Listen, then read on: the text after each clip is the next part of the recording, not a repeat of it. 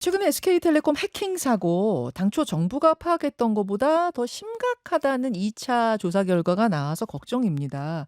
일단 해킹에 사용된 악성 코드가 심어진 시점이 3년 전이다. 이렇게 밝혀졌고요. 또 유출된 서버의 규모도 1차 때보다 더 많다는 건데, 이게 어느 정도나 많다는 건지, 이거 유심만 교체해서 되는 건지, 그 유심 정보 보호 서비스 가입했는데 그 정도면 안심해도 되는 건지 등등등 궁금해서 모셨습니다. 고려대 정보보호대학원 임종인 교수님, 어서 오십시오. 안녕하세요. 임준입니다. 예, 교수님, 1차 조사 결과 때보다 이번에 훨씬 더 많은 내용이 나왔다고 해서 걱정이에요. 뭐가 더 나온 겁니까? 사실은 전 이런 보도를 왜 했는지 모르겠어요, 정부가. 국민의 불안감만 증폭시켰는데 마치 개인정보가 유출되고 IMEI라고 하는 단말기 번호가 예. 나왔다 그러는데 전문화가 한 게 아니고 예. 그 빠른 인증을 위해서 임시 서버 2대가 있는데 예. 그 임시 서버에 이제 일부 개인정보하고 그 IMEI 예. 그것이 있었는데 그것이 거기서도 이제 악성 코드가 발견됐어요. 예. 그러니까 아마도 이것 나갔을 거다 추정이 되고 있고 어. 그다음에 2천 몇백만 명이 아니고 네. 29만 명입니다. 2천만 명 정도 가입자 것이 다 털렸다, 이렇게 보도 나오던데요? 그거는 이제 처음에 예. 사실은 유심 정보, 유심 정보. 예, 유심 정보가 나갔다고 그거는 처음부터 얘기가 됐던 예, 거고 예. 다만 이제 개인 정보나 이런 것들은 다른 서버에 보관되기 때문에 네. 안 나갔을 거라고 생각했는데 생각지도 않게 임시 서버에 29만 명께 보관돼 있더라. 그게 털렸다는 예, 거예요? 그리고 뭐 29만 명 IMEI 단말기 번호가 나갔다니까 그다음부터 또 복제폰이 만들어지네 안 되는데 그거는 불가능한 일이고요. 불가능한 일입니다. 왜냐하면 그거를 또 만들려면 예. 단말기를 만든 애플이나 예. 삼성전자를 또 해킹해야 됩니다.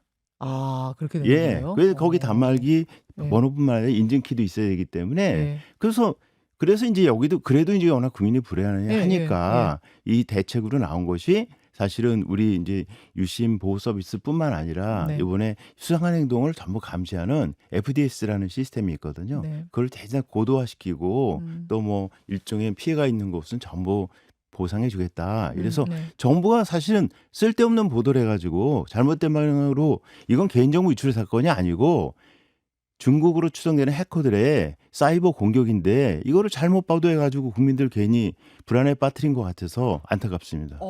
잠시만요. 지난번에 김승주 교수님 나오셨을 때도 보도를 좀 잘해야 된다, 국민 불안을 부추기는 쪽으로 이렇게 과잉 보도하면 안 된다는 이야기를 하고 가셨는데, 오늘 임 교수님도 이 보도의 방향에 대해서 일단 지금 좀 질타를 하셨어요. 예. 너무 불안을 심는 쪽으로 가면 안 된다, 그 말씀이신 건데, 예. 일단 29만 명께 털려도 이게 적은 건 아니잖아요. 피해가 있다면. 그건 어떻게 보세요? 그 사실은 이제 국민들이 불안해하는 것은 예. 이걸로 복제폰을 만든다든가 그렇죠. 심스와핑 같은 걸로 금융사고라든지 그게 제일 커요. 다양한 건데 사실은 해커가 할 때는 항상 해킹의 목적이 있습니다. 그래서 이제 금전적 목적도 있고 어떤 사회를 불안에 빠뜨리려고 하는 스파이 맞아요. 형태도 있는데 이번 같은 경우에는 만약 금전적 목적이면 바로 며칠 내로 저 다크웹에 메모리도 올라오고 피해를 입은 사람이 있는데 그렇지 없잖아요. 없어요. 그리고 이번에 사용된 예. BPF-No라고 하는 예. 그 악성 코드, 예. 백도어 그거는 주로 중국계 그 이제 해커들이 사용했는데 중국계 해커들은 제가 아는 한 지금까지 금전적 목적의 것을 한 적은 없습니다. 자, 정리하겠습니다. 뭐 기업 입장을 옹호하려는 생각은 추호도 없고, 예. 이번에 SK가 이것을 발견하고 나서 대응하는 과정이 느리고 또 투명하지 않았던 초기에 그랬던 부분에 대해서 반드시 질책을 해야 되고 개선해야 되고, 맞습니다. 그건 분명하죠. 예. 그것과는 별개로 상황을 너무 부풀려서 불안해할 필요는 없다는 말씀을 지금 하고 계시는 건데, 예. 교수님 말씀은 해커가 해킹을 할 땐 목적들이 다 다르다. 예. 돈을 노린 해킹도 있고, 보안의 목적, 보안을 안보로. 어떤 안보의 정보를 빼기 위한 예. 해킹도 있고, 예. 사회를 불안하게 하기 예. 위한 해킹도 있는데, 예. 이번에는 금융 쪽은 아닌 것 같다, 그 말씀이세요? 예, 그렇죠. 지난 이제 1월 14일 날 예. 그 바이든 정부의 마지막 그 안보보좌관인 제이크 설리반 예. 그분이 트럼프 행정부에 이제 고언을 하지 않습니까? 인수인계하면서 가장 큰 위협은 미국과 중국의 대결 구도하에서 음. 사이버 위협이다. 네. 그렇지 않아도 그런 지난 얘기 있어요. 12월에 벌써 미국의 주요 통신사나 네. 이런 것이 전부 해킹당했는데 음. 문제는 이 BPF 도어라는 것은 3년 전에 나왔는데 왜 발견 못했냐 막 실타가 나오지 않습니까? BPF 도어가 그 악성 코드 얘기인 예, 거죠? 예. 예, 그 예. 악성 코드가 왜 발견 못했냐? 발견 못합니다. 그래요? 예. 왜요? 이게 3년 전에 들어와서 계속 가만히 있었던 건 아니고 그 사이에 탐지 도구도 계속 발전하는데 그쵸. 이것이 회피하는 방법도 계속 변종이 나옵니다. 그리고 3년 동안 가만히 있었냐? 그렇다고 추정은 안 합니다. 근데 BPF는 주로 중국계 해커들이 상대방의 통신, 기관 통신사, 금융, 어떤 항만, 국가 기관 산업 이런 데 은밀하게 침투해 가지고요. 예. 잠복하고 있으면서 예. 정보를 계속 수집해서 예. 아, 이들을 우리가 유사시에 예. 일시에 마비시키려면 어떻게 해야 되느냐. 이거를 갖다가 실행하는 예. 악성 코드고요. 이건 주로 안보 목적으로 사용됩니다. 안보 목적에서 그 예. 이름이에요. 그 BPF 도어라는 게. 예, 그렇습니다. 악성 코드마다 이름이 BPF라고 있어요. 하는 우리 컴퓨터 시스템에서 예, 소프트웨어 예. 운영체계의 제일 은밀한 밑에 권한을 가진 예. 두뇌 같은 지역이 있는데 예. 거기서 활동하는 백도어 형태의 악성 코드입니다. 중국에서 아. 만들었어요. 중국에서 그러니까 BPF 도어가 나왔다면 이건 일단은 출처는 중국인 거란 얘기고 중국으로 강하게 의심되죠. 강하게 의심된다는 예. 이야기고 마치 스텔스 기처럼 예, 은밀하게 움직여서 발견이 어렵단 말이에요. 어렵습니다. 요새같이 탐지 기술 좋아졌는데도 이게 발견이 그렇게 어려워요? 저는 사실 이 보안을 40년도 넘게 했거든요. 예. 그랬는데 예. 항상 이것은 다이나믹한 창과 방패 싸움입니다. 허허. 그렇기 때문에 완벽한 보안은 있을 수 없고 예. 특히 중국은 예. 국가에서 지원하는 해커가 예. 북한도 대단하지만 예. 20만 명이 넘습니다. 정부에서 키우는 해커가요? 예. 그래서 이제 미국에서 계속 항의를 하고 예. 그러면 중국 외교부는 증거대라 그러면서 이제 막 반박하고 그러는데 예. 지난 4월 달에 4월 초에 그 월스트리트 저널 보도에 의하면 12월에 그 제네바에서 열렸던 회담에서 예. 중국 쪽에서 일부 시인했다 하는 보도가 있습니다. 니네가 자꾸 대만 갖고 그러니까 우리가 약간 경고한 거다. 이렇게 얘기를 했다고 하는 보도가 있습니다. 그 중국의 해커 조직 레드맨션이 한 짓이다 이렇게 나오던데 그 예. 레드맨션은 지금 말씀하신 대로 정부가 키우는 곳이에요? 그러면? 그렇죠. 우리 북한 하면 라자로스라는 데가 유명하잖아요. 북한 예. 해커 집단. 그러니까 이게 중국은 워낙 많은데 그 데에서 이번에 거는 여러 가지로 봐서 레드맨션이라고 하는 중국 해커 조직이 했다 이렇게 생각하고 있고 예를 들면 지난 12월에 네. 그 예를 들면 T-모바일부터 해서 AT&T 이런 데가 다 해킹당했거든요. 네. 예, 그래서 100만 명 이상의 정보가 나가고 소동이 났는데 미국 말씀하시는 예, 미국 거죠? 예. 그 전에 거기에도 6개월 전 이상에 이미 침투해 있었어요. 그랬는데 그 경우에는 이제 그 예를 들면 그거는 솔트 타이푼이라고 하는 또 다른 해커. 북한에도 유명한 해커 집단이 많은데 중국은 더 많죠, 뭐. 그렇군요. 그렇군요. 레드맨션이 BPF 도어를 3년 전에 심은 것으로 의심된다.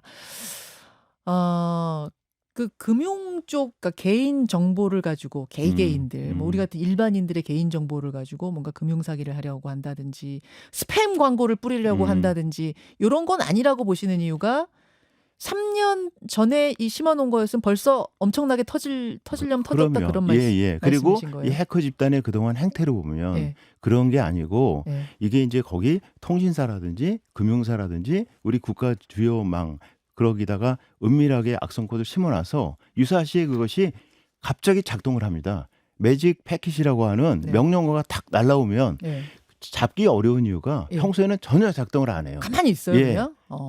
그럼 그쪽에서 지금 유사시다. 저 정보 빼내. 하면 그때 움직여요. 그렇죠. 작동하는 트리거가 되는 패킷이라는 걸 날리면 네. 그 순간 탁 작동을 합니다. 잠복하고 있다가. 예를 들면 어떤 순간인 거예요? 그런 순간이. 그 순간은 예를 들면은 얘네들 혼점 내야겠다. 아니면 일종의 예를 들면 우리나라 네. 모든 기관 통신망, 네. 그다음에 금융기관, 발전소 이걸 전부 다 마비시켜 버리면 전쟁이죠. 전쟁이죠. 일종의 미사일 날리는 거 아닙니까? 더하면 더해야지 덜하지 않아요. 근데 요새 그게 같은 어렵지가 세상. 않아요. 그래요. 어렵지가 않아요.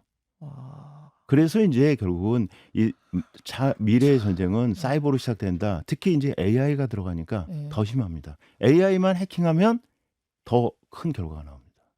언제였습니까? 얼마 전에 그 외국에서 몇 시간 동안 전기가 예. 두절이 되니까 예. 온 세상이 다 마비됐던. 맞아요. 스페인인가 포르투갈인가 맞아요. 그랬습니다. 그쪽 지역에. 그게 지금 떠오르면서 예. 이제 전쟁은 사이버 전쟁이다. 그러면 교수님 이 해킹이 별거 아니다가 아니라 어쩌면은 더 심한 지금 문제일 수도 있다는 얘기네요. 그렇죠. 그래서 아까 말씀드린 예. 제이크 설리반이 예. 트럼프 행정부에 너희들이 가장 신경 써야 될 게 사이버 위협이다. 예. 우리나라도 지금 정권 교체기에 있지 않습니까? 차기 정부 누가 대통령이 되든 간에 네. 우리나라는 지정학적 위치 때문에 미국과 중국 사이에 껴있지 않습니까? 음흠. 근데 우리의 모든 서플라이 체인이나 이런 거는 미국 쪽과 가까이 돼 있으니까 중국 입장에서 보면 우리는 잠재적인 적대국입니다. 특히 주한미군 때문에. 네. 그러니까 예를 들면 평택항이라든지 부산항을 마비시키니까 당연한 거 아닙니까? 그래서 우리는 더욱 차기 정부에서 이 사이버 위협 이거에 대한 대책을 세우는 것이 무엇보다도 중요한데 아까 말씀드린 AI 많이 산업 육성하겠다고 그러지 않습니까? 네, 네. 저도 AI 위원이지만 네. 거기서 AI에서 안전, 네. 세이프티, 시큐리티 이거를 신경 쓰지 않으면 사상 누각이 될 겁니다. 자, 그럼 두 가지가 궁금합니다. 이거 어떻게 보면 우리가 생각했던 것보다 더 큰 일이 발생한 걸 수도 있다는 얘기입니다. 그럼 별거 아니란 얘기가 아니라 더 큰 일일 수도 있다는 얘기를 지금 한 거거든요. 예. 그러면 이 레드맨션이라는 해킹 조직 지금 이렇게 적발이 됐다면은 뭐 처벌한다든지 우리가 이럴 수는 없는 거예요? 그러니까 우리의 능력은 북한에 대해서 해킹 사건이 나면 예. 한국이 제일 잘 알거든요. 예.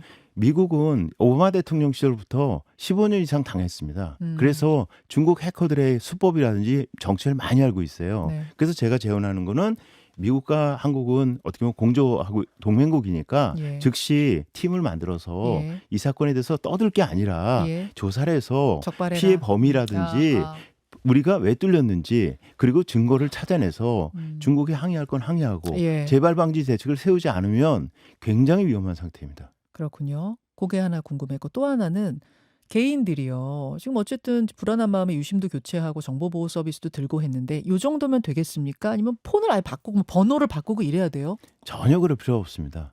100% 전문가를 단언하는 건 유심보호 서비스 하지 않았습니까? 네. 그거면 충분하고요. 혹시라도 그 불안해할까 봐 FDS를 고도화시켰고 네. 그렇기 때문에 이건 안전하고요. 예, 그렇지만 이게 이제 또 유사 범죄가 있을 수 있기 때문에 개인들은 사실은 늘상 얘기하듯이 백신을 항상 업데이트 시키고 등등 있지 않습니까? 네네. 저도 제 폰에 백신을 5개나 깔아놨어요. 아, 그러세요. 예. 저 유심 교체 서비스 초기에 신청해놨더니 어제 연락 왔더라고요. 예. 교체하러 오라고. 사실은 교체할 필요도 없습니다. 아, 정보보호 서비스만 확실하게 좀 드러나라. 맞습니다. 그 정도면 예. 된다는 예. 말씀을 들으니까 조금 안심은 예. 되지만 우리 기업과 정부 차원에서는 이건 보통 일은 아니다라고 인식하고 확실하게 진상조사하고 대책 마련해야 된다는 그렇죠. 말씀. 여기까지 듣겠습니다. 임종인 교수님 고맙습니다. 고맙습니다.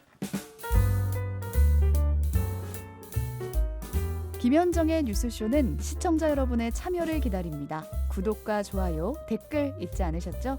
알림 설정을 해두시면 평일 아침 7시 10분 실시간 라이브도 참여하실 수 있습니다.